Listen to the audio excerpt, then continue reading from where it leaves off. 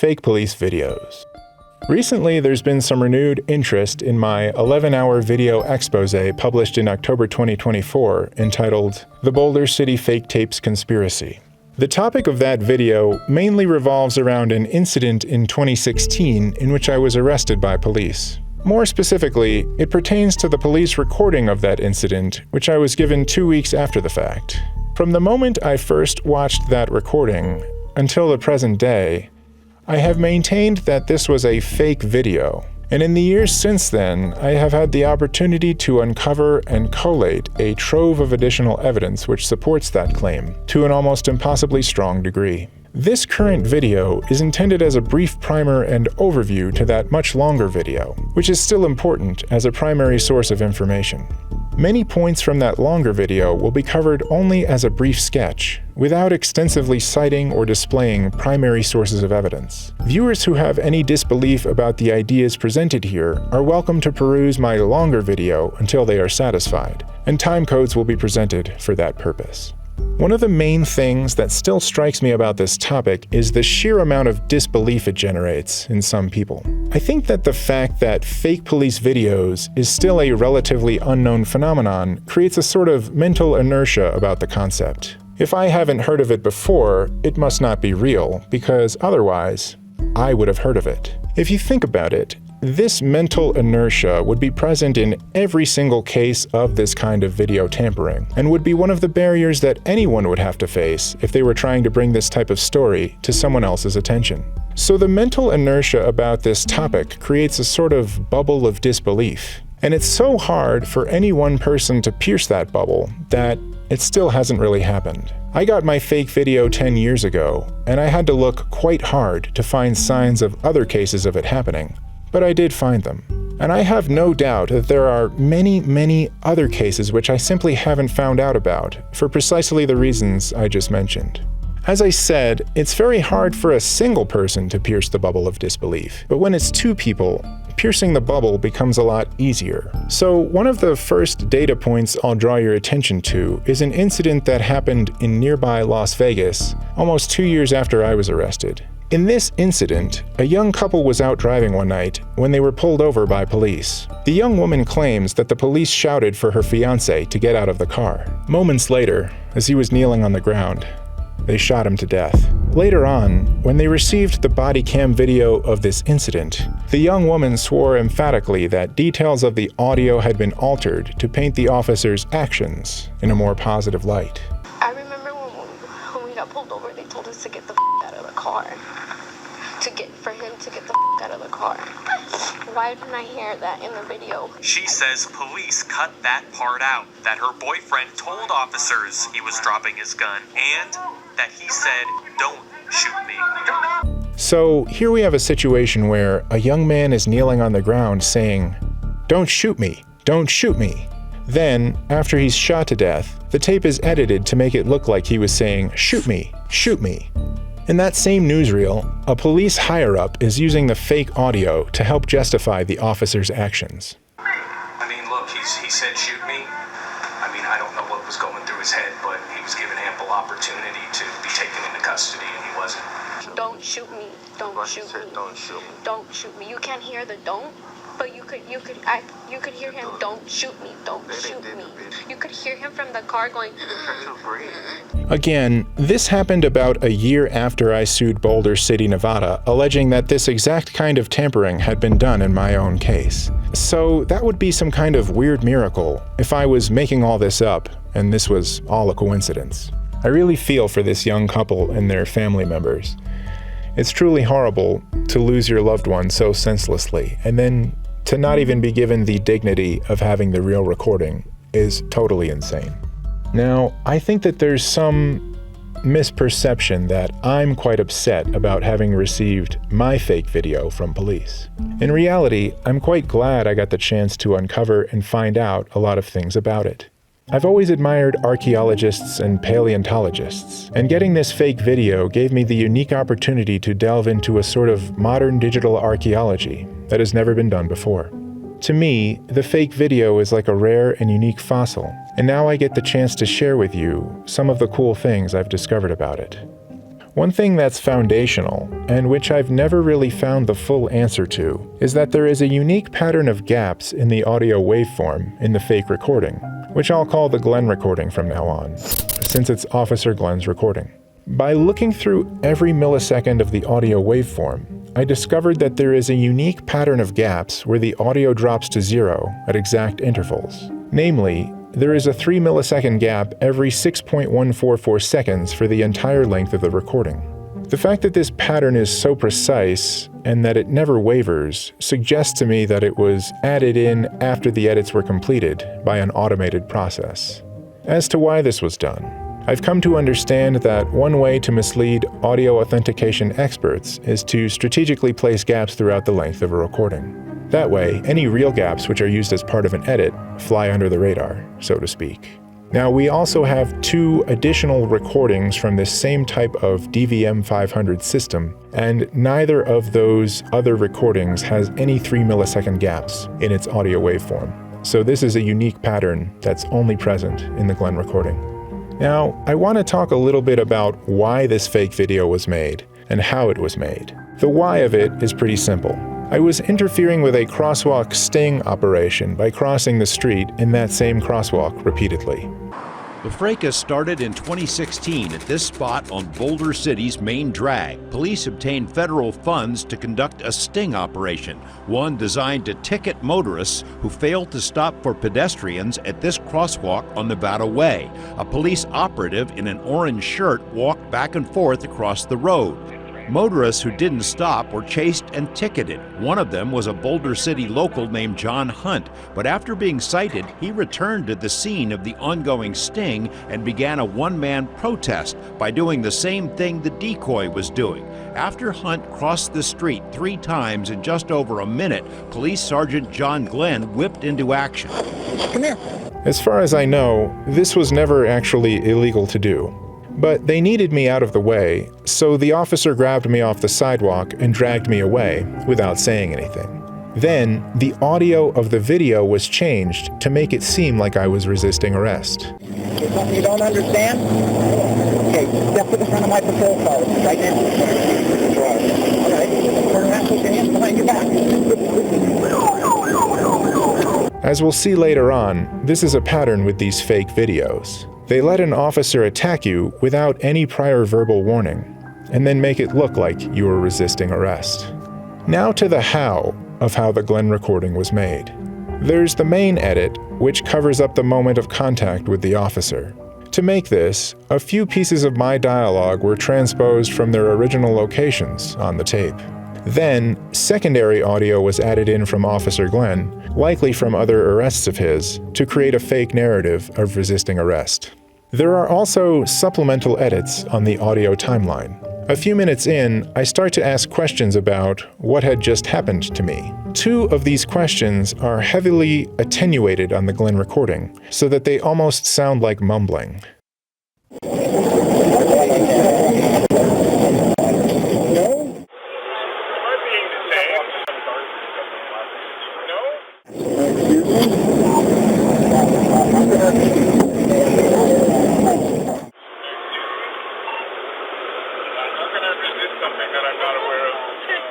In order to accomplish this, a selective editing tool must have been used which can separate dialogue from background noise. Otherwise, all the audio would become quiet equally, and the edit would be too obvious. These kinds of audio editing tools exist and are used by audio and music engineers all the time. Now, we didn't know about these 2 supplemental edits at first. They only came to light after another dashcam recording surfaced, which also recorded the same incident. In that recording, the Higgins recording, my audio can be heard very clearly and cleanly.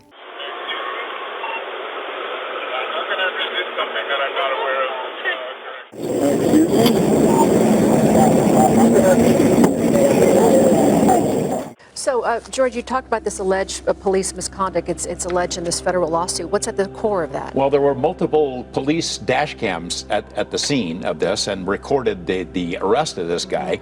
But when the Boulder City Police Department submitted its video and audio, there was material that was taken out of that was recorded on the other. So they're thinking somebody edited this thing. So why would this be done? Just making the main edit isn't enough. If you want to do a really good job, you have to go through the whole recording and find any references to the events that were changed and change those as well. So, in this instance, I'm asking how I can resist an arrest that I'm not aware of. That's a logical question to ask if you're in that situation. If you're in the situation where you've just been grabbed silently by police, put in handcuffs, and told that you've been arrested for resisting arrest, you might ask, how can I resist something that I'm not aware of? So the editor takes that away from you. He takes away any clues that you might leave for yourself about what really happened. This reduces internal contradictions within the audio, and it also serves as a form of gaslighting for the recipient, to make it harder for him or her to even figure out that this kind of editing had actually been done in the first place. There were other supplemental edits along the timeline as well, including one at almost the very end of the recording, making 4 in total. So, counting the main edit and all supplemental edits, I believe we can conclude that the audio was edited 5 separate times throughout its length. It was also edited, I believe, at least 1 time on the video track. What happened on the video track was very subtle, and it took me a long time to realize. It's something called a frame duplication forgery. This is where frames of video are duplicated, but altered slightly, in order to hide what actually happened on the video. Think of a surveillance tape where you want to hide the fact that someone walked by in a corridor. You take some frames of the unoccupied corridor, give them a bit of digital fuzz, and put them over the spot on the tape where the person was walking by. In my opinion, this is likely what happened to the Jeffrey Epstein surveillance tape. It also happened on the Glenn recording. So why would this be done? In order to create the fake arrest narrative, the editor needed John Glenn to get out of his car more quickly than he did in real life. In order to have him get out of the car more quickly, he needed to move back the part of the video where the car door closes and jiggles the dash cam just a bit. In order to move back the camera jiggle, he needed to insert new frames where the camera was in the position that it would have been after John Glenn exited his car, since the car's suspension will rest a little differently when the officer is sitting in the car versus when he's out of the car. I know this sounds like an insane level of detail to go through for such an insignificant arrest. It is, but that doesn't mean it didn't happen. I don't have all the answers as to why this was so well done and well thought out. It just seems to me that it was. So how did I piece it all together? It started with creating a 3D reconstruction of the incident based on another camera angle synchronized with the first one. I noticed some events had a discrepancy of at least a couple seconds with how they were supposed to play out based on the fake audio. By going back to the site and taking some distance measurements, I was able to confirm this to a greater degree of precision. Finally, I coded up an algorithm which analyzed the degree of relative similarity between nearby groups of frames, and I did indeed find a numerical anomaly on the video track in the exact place that my theory predicted that a frame duplication must have occurred. All of this is a lot to take in, and the cognitive dissonance you might be feeling is all part of breaking that bubble of disbelief. If you're interested in a more lengthy explanation of this premise, please review the section of my longer video entitled "A New Way to Investigate Frame Duplication Forgery." The last thing I'd like to cover here is one of my favorite concepts to think about in this whole thing, and that relates to the other cases of fake tapes that I was able to uncover through leveraging public record requests. After many years of thinking about this topic, an idea occurred to me as to how to start looking for the other cases of this happening in Boulder City. It seemed clear to me that one of the uses of the fake tapes was to turn potentially non-violent situations into cases of resisting arrest. So, in order to find the other fake tapes, I would need to look through all the other cases of resisting arrest within a certain time period. I decided to use court records so I could stay off the police radar. If I asked the police for records, I felt they might hide some records from me. By using court records, it gave me a little bit of a buffer for me to be able to investigate in a neutral way. The municipal court just gave me the records, but with the justice court, they were all online, and so I had to code up a web scraper that went through each case in each year to retrieve the data. From getting a complete list of cases, I was able to obtain the criminal complaints for these cases. And by getting these criminal complaints, I had enough information to launch a massive request for all the police reports associated with these cases. At first, I was disappointed. I was certain that John Glenn, the officer who arrested me, would certainly be overrepresented in these cases, but he wasn't. He had only one case of resisting arrest in that time period, which was my arrest. However, there was another officer, Christopher Slack, who was quite overrepresented in the data. He was on 6 resisting cases, while the next few officers only had 2 each. By analyzing these cases, I came up with a method of behavioral analysis that was able to sort out cases which were likely fake tape cases and those which weren't. By applying this analysis, I was able to implicate 2 other officers in this activity. And perhaps the coolest thing I found by analyzing the reports of these cases was a specific informational pattern that occurred in at least 2 other cases, as well as my own. This is where I came up with the concept of the defiance phrase and the repeat phrase. Essentially, this is something you can see on the reports where a subject will verbalize one specific phrase early on in the encounter, and then they will say that exact phrase again right at the moment of contact with the officer. The idea is that if an editor is trying to cover up real audio with fake audio, he'll copy and paste the subject's own words and use them against him to make it seem like he or she was resisting arrest. What they were probably saying was something like, "Stop arresting me, stop assaulting me," or something like that. But the editor will take those real words away and replace them with something more defiant to sell the resisting narrative. In my own case, I always noticed something very unusual about the Glenn recording. So you have the fake audio of the arrest, and then about 2 minutes and 40 seconds later, John Glenn tells a story of the arrest that doesn't sound like what happened on the audio. I always thought that was kind of weird. Like he's clearly BSing and making something up that doesn't resemble real life, but it also doesn't resemble what happened on the fake audio. And I didn't put it together until just recently as to why he did this. So he tells a story when another officer comes up. He says, "What happened?" And then he tells a story. He was crossing, making a U-turn, going back, not waiting, just crossing, coming back. What happened? He just started crossing, just walking back and forth, walking out in front of traffic, just not even stopping, making a U-turn, going back. So I stopped him here, tell him to come over. He says, "I refuse to comply." And then he goes, so I pulled up to him and I said, "What are you doing? Step over to my car." "I refuse to comply." "Step over to my car." "I refuse to comply." So I take him and start bringing him over to my car and he starts resisting me. Stop him here, tell him to come over. He says, "I refuse to comply." I said, "Step over to my car." "I refuse to comply." So I take him and start bringing him over to my car and he starts resisting me. But he tells the story in that way, where I say, "I refuse to comply," and then I say it again right as he grabs me. The reason he's telling the story in that way is because he knows "I refuse to comply" is a defiance phrase, and he thinks that the editor is going to use that defiance phrase as the repeat phrase when I'm being grabbed. The editor chose a different creative direction, and so his story 2 minutes and 40 seconds after the fact doesn't resemble what the editor created. But what struck me about this is we always thought that John Glenn was just kind of improvising, like, oh, he thinks the editor's gonna maybe go with this, and so that's why he's saying that.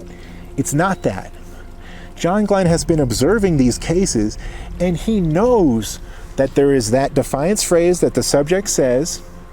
That gives you the green light to go ahead and do a fake tape, because now you've got the defiance phrase, and the editor can transpose that to the moment when they're grabbed, and cover up whatever else they're really saying, such as "stop arresting me," "stop attacking me," "stop assaulting me," "what are you doing," and so on. It covers things up. And of course, just like in the frame duplication, the audio will be changed just enough so that the edit isn't too obvious. Now, all of this is very sophisticated, and the question naturally emerges as to who actually did this. In this case, it seems very obvious who that person was. It was not a police officer, but rather a computer technician who works closely with the police and administrates their systems. In my view, that's the sort of person who will likely usually be behind this type of thing. Someone with the right access who has ample skill and technical expertise. In this case, it's pretty obvious who it was because we have deposition videos of him where it's clear that he's being dishonest about certain things relating to niche technical concepts. Have you simply never seen it done before? Just never seen it done, no. Okay. Do you know for absolute sure that it isn't possible? I don't want to say anything's impossible. Okay. That aspect of things isn't so interesting to me, but it does help fill in the picture of what went on to an outside observer. So that's it for my brief, overarching synthesis of my findings, with many things left out or glided over. Let me know if you want more videos explaining any of these topics in further detail. Signing off.